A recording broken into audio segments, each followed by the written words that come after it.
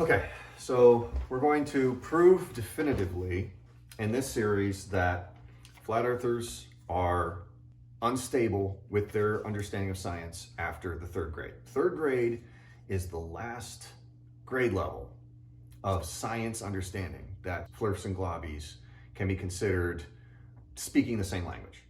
Everything after third grade, they diverge completely. So we're going to operate here using things that maybe a flat earther could understand. Construction paper.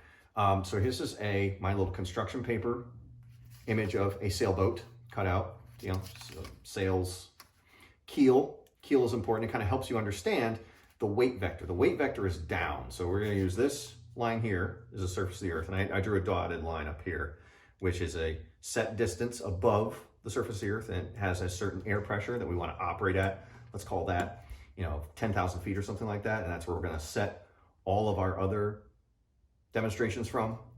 So, but the boat, in any model, so we're going to demonstrate the density and buoyancy, the most a flat earther can demonstrate as far as science is density and buoyancy means that your balloon go up and your rock go down. Balloon go up, rock down. They don't know why, because they never go the distance to learn about 9.81 meters per second squared. They don't even make it to high school physics. So let's take the boat example.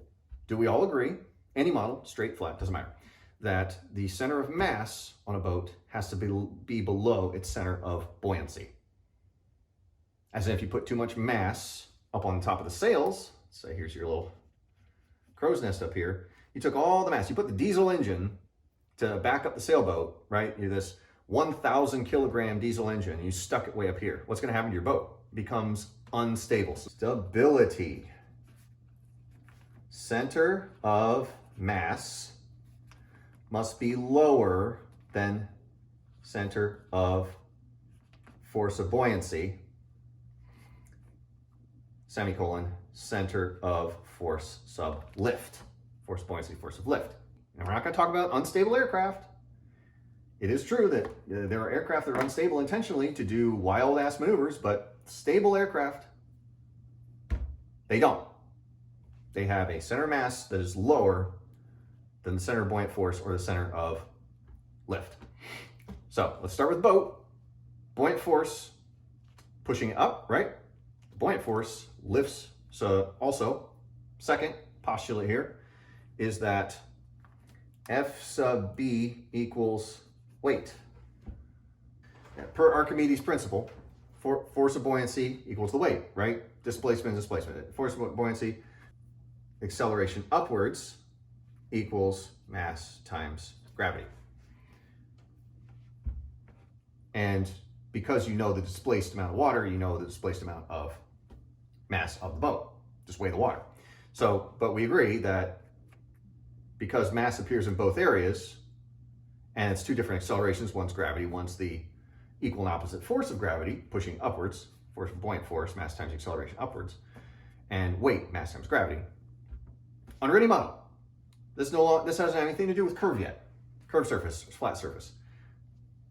Knowing that the center of mass, the keel of the ship, this is towards, it's not the center of the earth, that is the point towards the center of the earth, which we're going to be using representative.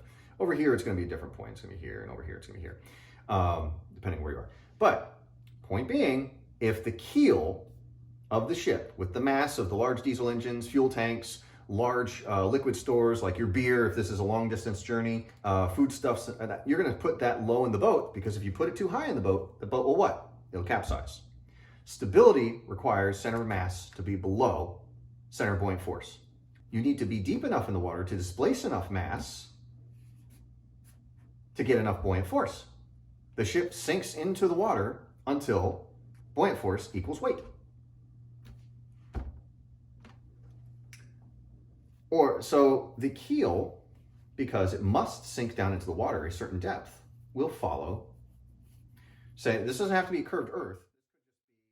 Starting at the place where I think it's the Ohio River and the Mississippi meet, which becomes the lower Mississippi. It's Cairo, Illinois, and it's 315 feet above sea level is where the water level is in Cairo, Illinois, and that's 1,000 miles to travel down to the Gulf of Mexico, or that which was known as the Gulf of Mexico. And those 315 feet it's a very gradual rise, so it's easy for ships to go both directions under engine or sail power in either direction. However, under the flat Earth model, without dipping the nose, the boat captain might end up 315 feet above the surface of the Gulf of Mexico. Or, in reality, the keel will stay firmly entrenched in the water because the mass of the water displaced must match the mass of the ship, and therefore it will float at the surface of the water. If it goes too deep, the mass of the water is displaced too much, the buoyancy will force it back up. Because the keel will stay in the water of your sailboat. I use sailboat because it has a keel. That's the whole point. And it has a crow's nest, which means or has the ability to have a crow's nest depending on the size of the sailboat, which means you could talk about putting the mast too high, really exaggerating your fundamental forces here. Or is it stable along its entire journey? Well, if you've done it right and your masses are in the right place and you're sailing properly without endangering your passengers and cargo, it will stay perfectly on the level surface. This is the water level all the way across the Mississippi River. So that's the sailing ship. Keel down, right? Now let's do an aircraft, a craft that flies through the air. Do a hot air balloon first. On a hot air balloon, you can do something interesting with that mass. The balloon, of course, is going to be the force of buoyancy. All the lifting force is going to be in the balloon, right? That's the part that's lighter than the air. But you can actually put a mass in that hot air balloon. In fact, I recommend you do. Otherwise, who's steering the hot air balloon? Who's determining its going higher and lower by adding heat, which is what inflates the hot air balloon? The mass, you can actually put a scale. This doesn't have to be ropes that tether it. You could actually put a spring scale here. And you could determine this mass will still show a weight. Weight equals mass times gravity, right? These are the same. So the mass is going to do exactly the same thing as the boat. As the hot air balloon wafts along on any model, it could be flat, it could be curved too. So this is the point. All your discussions, all flat earth conceptions of dipping the nose, we're going to show here, are years of investigation, of asking AI, doing own research for no reason whatsoever. You got dumber by doing research. And it's sad that your brain works that way. I'm going to prove it's because your understanding of physics stopped at the third grade. Balloon go up, rock go down. This is still true. Balloon go up, rock go down. But that's not the end of physics. It doesn't stop at the third grade.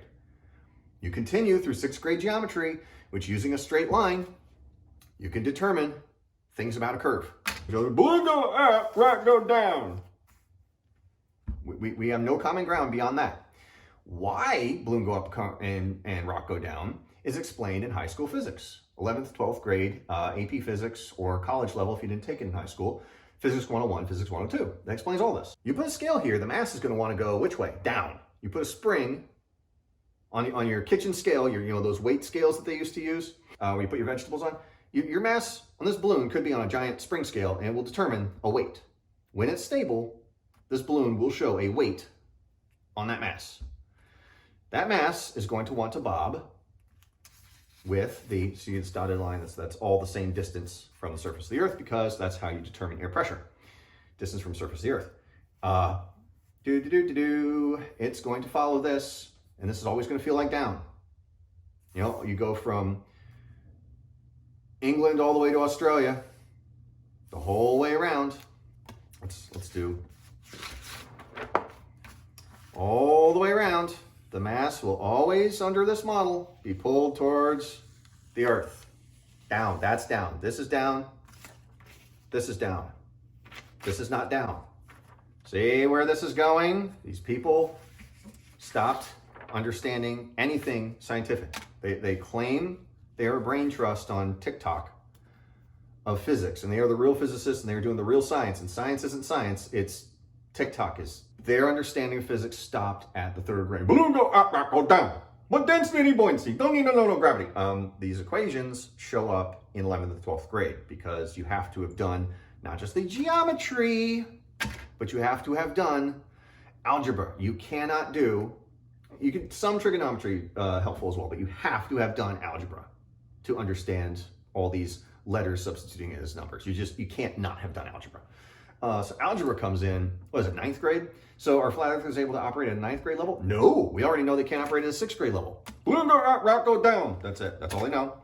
And they have declared themselves expert in physics, and they're out there, Dunning-Kruger, explaining physics with their 3rd grade understanding, trying to catch other people who only have a 3rd grade understanding. Say, hey, remember that 3rd grade? You learned balloon go up, rock go down? See, Earth flat. That's it. They're trying to find other people to join the cult that only have that understanding of physics. It is balloon go up, rock go down. But the mass, just like the sailboat, continuing along, same pressure level, even going around a curved surface or a non-flat surface, even going around the under this model, if this was the ocean, this will continue all the way around. Let's not confuse ourselves with the drawings. All the way around. This hull will be in the water, and the captain does not have to worry about dipping its nose. The hull has to stay in the water. It can't fly away, so the captain doesn't have to dip its nose. Captain of ship does not have to dip the nose. The captain of the balloon worries about how much lift he wants, how much buoyant force he wants by heating the balloon or not, letting it cool and then descending. Increasing speed upwards or slowing descent or whatever that, this is all it bobs just like that. The mass will always be pulled at the downward vector, and the downward vector is always towards Earth. That's down. The weight, the mass will be pulled down. The spring scale will measure that weight down. Weight's a force. The spring scale measures a force. You want it to, what does a scale measure? Well, turn that scale sideways, take it home, and hook it to a 4-wheeler. And you tow on a spring scale with a 4-wheeler, horizontally. Pull on it with a truck. What's it measure? Does it measure the weight of the truck? Nope. Measures the force that the truck's engine can provide. Measures the force that the 4-wheeler's engine can provide. That's what a scale weighs, is force. You turn a scale horizontally, it still measures force.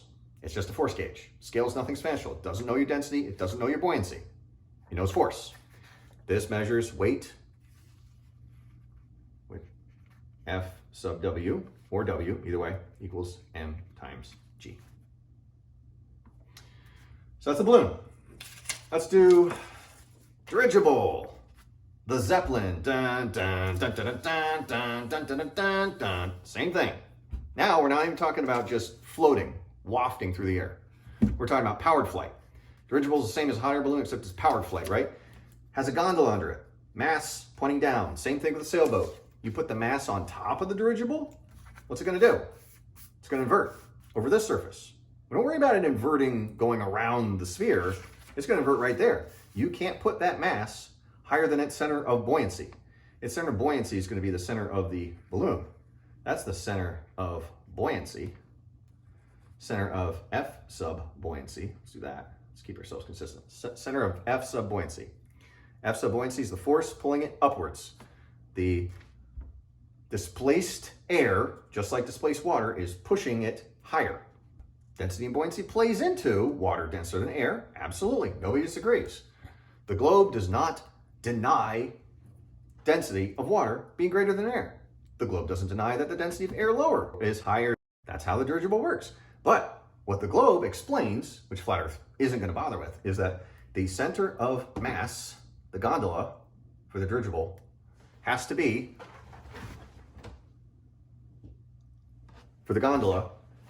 lower, physically lower, than the center of buoyancy. Otherwise, the dirigible inverts. It would be not a good day. The Hindenburg would have crashed for an entirely different reason than fire if you put the center of mass higher than the center of buoyancy on a dirigible. That's why the gondola goes below the dirigible, not on the top of it, not on the side of it. It's just going to become unstable. Stability requires center of mass being lower than the center of the force of buoyancy. So the dirigible, as you go on, does the dirigible pilot have to worry about dipping his nose if he has a certain buoyancy set on the dirigible? I got a certain mass, I got a certain buoyancy, I got a certain amount of displaced air by hydrogen or helium. Depends on whether you're talking about a blimp or a Zeppelin. Hydrogen if you're a Zeppelin. And that displaced amount means I can fly at, what we're calling this 10,000 feet, because I got whatever mass, there's a way to calculate that actually. Flat Earth couldn't do it. The globe can calculate how much mass can the dirigible carry, because we actually know that weight's a force. So we know how much mass can be displaced by the buoyant force. We have a certain buoyant force. We know how much mass we can take. We don't just know, go down. We have calculations. There's math involved. Flat Earth doesn't acknowledge that. So let's say this dirigible is unpowered. It's just wafting with the breeze. It's going to follow the curvature of the altitude at which the density of the air displaces an equivalent amount of weight. Mass of air being displaced by mass of thing dirigibles carrying. Passenger gondola.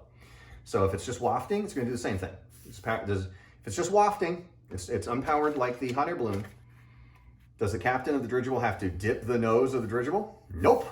It's just going to waft along at a certain altitude. It can't climb because he didn't dip the nose. Can't do it. There's only so much displaced air by hydrogen in the Zeppelin, which means there's only a certain amount of mass it can take. There's only a certain altitude it can achieve. There's a max altitude for this. It cannot fly into space. And so it won't do this because it won't do this, it won't do this, and it won't do this. It will follow its pressure gradient altitude. Same, it's not really.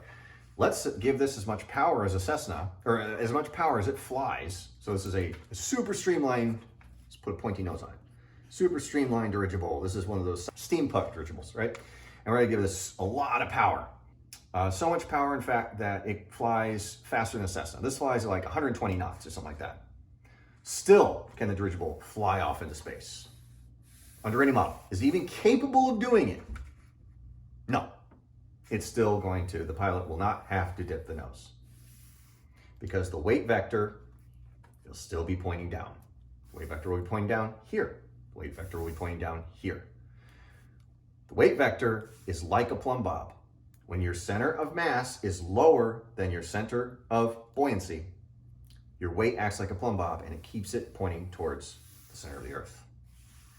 See where I'm going with this? Now let's get to the aircraft. Stable aircraft, we're not talking about fighter jets that need instability so they can go upside down to get behind the other guy, right? Pulling Immelmans and split S's and such. We don't need to do that. The wings are providing a lift vector, force sub lift, and the center of mass, same as the boat.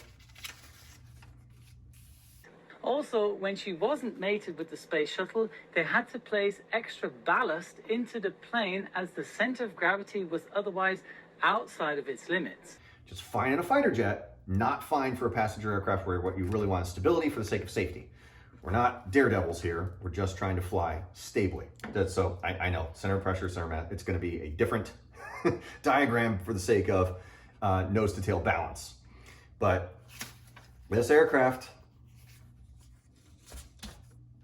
is going to have a weight vector. The center of mass on a stable aircraft is going to be lower than the center of lift.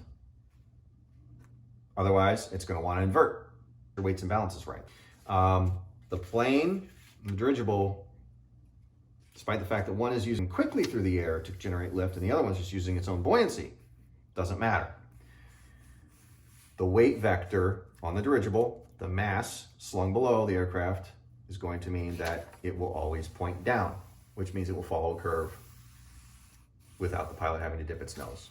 The aircraft, the weight vector, it will not move this weight vector towards, the weight vector is now pointing towards some southern constellation. It's not even pointing towards Earth anymore. The weight vector must point towards Earth. This is true on the globe model. Center of mass being lower than the center of lift. You try and stack a lot of machinery, landing gear is very heavy. You stack that low. Aircraft will follow its given altitude And so I've had flat earthers respond to me, oh, but you know, what are these engines like smart? The engines are smart and they know not to fly into space. Well, stoichiometrically, yes. It's not an intelligence thing. It's not a software thing. The engines are burning a certain amount of fuel. The plane is moving at a certain speed, which means it's providing a certain amount of lift. This amount is finite. This amount is calculable, which means that for a certain weight, it's the same thing as a dirigible. For the Zeppelin, if you have a certain amount of hydrogen that's displacing a certain amount of air, the mass of that air is how much weight you can lift and go to a certain altitude. So if we're flying at 10,000 feet, and that's all this aircraft can do right now because it's heavily, heavily loaded, this aircraft cannot fly higher if it's loaded so heavy that it can't exceed 10,000 feet. But it can't go higher, and the weight vector can't point not down. If you've loaded the aircraft correctly, just like the boat, the weight vector bobs down. So the bobbing philosophy, the pilot doesn't have to do anything to get weight to want to point down. There's your takeaway. Say it again. On none of these does the pilot have to do anything for the weight to not to want to point down towards the earth. And no understanding of physics that a flat earther has that says that the plane would do this. Well, in your model, wouldn't the plane have to do that without dipping its nose? Nope. Pilot doesn't have to do anything. Not with any of these. The captain does not have to do anything with any of these devices. If it's a stable aircraft,